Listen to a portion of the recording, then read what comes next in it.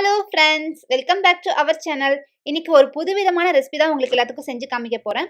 என்னோட ஹஸ்பண்ட் ஸ்ரீஹரி எப்பவுமே out side food சாப்பிடும்போது நல்லா இருந்துச்சுன்னா எங்களுக்கும் வாங்கிட்டு வந்து தருவாங்க.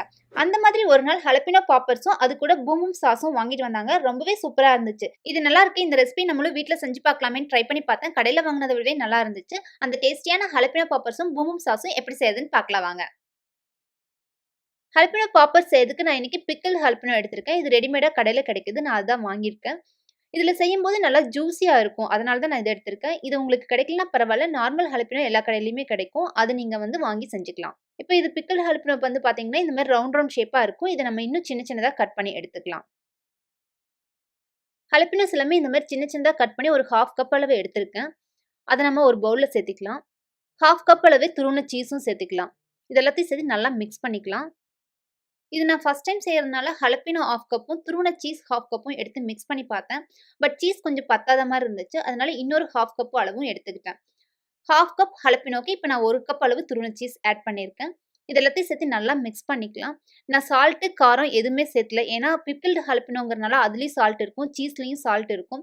ஹலப்பினோ உங்களுக்கு நல்லா ஸ்பைசியா இருக்கும். அதனால நான் எதுவுமே சால்ட்டோ, காரமோ எதுவுமே சேர்க்கல. இது மட்டும் சேர்த்து நல்லா மிக்ஸ் பண்ணிக்கலாம். நீங்க ஃப்ரெஷ்ஷான ஹலப்பினோ வாங்கி செய்றீங்கன்னா, கொஞ்சமா சால்ட் வேணா ஆட் பண்ணிக்கோங்க. அதிகமா வேண்டாம். அதுவும் டேஸ்ட் பார்த்துட்டு அதுக்கு தகுந்த மாரி ஆட் பண்ணிக்கோங்க. ஹலப்பினோவும் சீஸும் இந்த மாரி மிக்ஸ் பண்ணி எடுத்ததுக்கப்புறம், உங்களுக்கு விருப்பமான ஷேப்க்கு நீங்க ரெடி பண்ணி எடுத்துக்கோங்க. நான் இன்னைக்கு இந்த ஷேப்க்கு எடுத்துக்கிறேன். இந்த மாரி எல்லாமே ரெடி பண்ணி எடுத்துட்டேன். இத ஒரு 1/2 அன் ஹவர் ஃப்ரிட்ஜ்ல வச்சிருந்து எடுத்துக்கலாம். இந்த டைம்ல நம்ம பூமும் சாஸ் ரெடி பண்ணி எடுத்துக்கலாம். ஒரு பவுல்ல 2 டேபிள் ஸ்பூன் அளவு மயோனைஸ் எடுத்துக்கலாம். கூடவே 1 1/2 டேபிள் ஸ்பூன் அளவு டொமேட்டோ கெட்சப் எடுத்துக்கலாம்.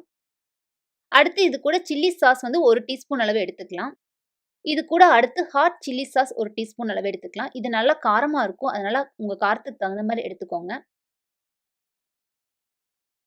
இது எல்லாத்தையுமே சேர்த்து நல்லா மிக்ஸ் பண்ணி எடுத்துட்டோம்னா, டேஸ்டியான பூமும் சாஸ் ரெடி ஆயிரும்.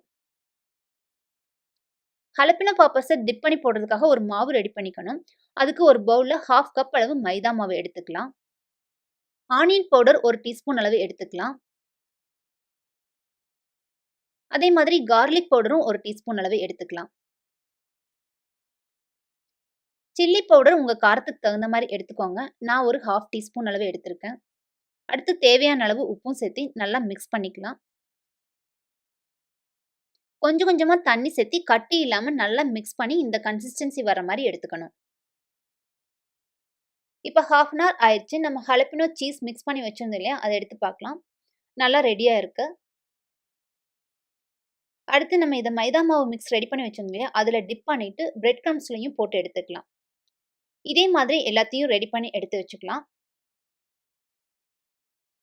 இந்த மாதிரி ரெடி பண்ணிட்டு சூடான எண்ணெயில போட்டு பொரிச்சு எடுத்துக்கலாம். மீடியம் ஃப்ளேம்லயே வச்சு பொரிச்சு எடுத்துக்கோங்க. அப்பதான் எல்லா சைடும் ஈவனா குக் ஆகும். 2 சைடும் திருப்பி திருப்பி போட்டு இந்த மாதிரி கோல்டன் ப்ரவுன் ஆனதுக்கு அப்புறம் எடுத்தோம்னா சூப்பரான ஹலப்பினோ பாப்பர்ஸ் ரெடி. இந்த ஹலப்பினோ பாப்பர்ஸ் கூட பூமும் சாஸ் வச்சு சாப்பிடும்போது ரொம்பவே சூப்பரா இருக்கும். இதே மாதிரி நீங்களும் செஞ்சு பார்த்துட்டு உங்களோட ஃபீட்பேக்க கமெண்ட் செக்ஷன்ல சொல்லுங்க.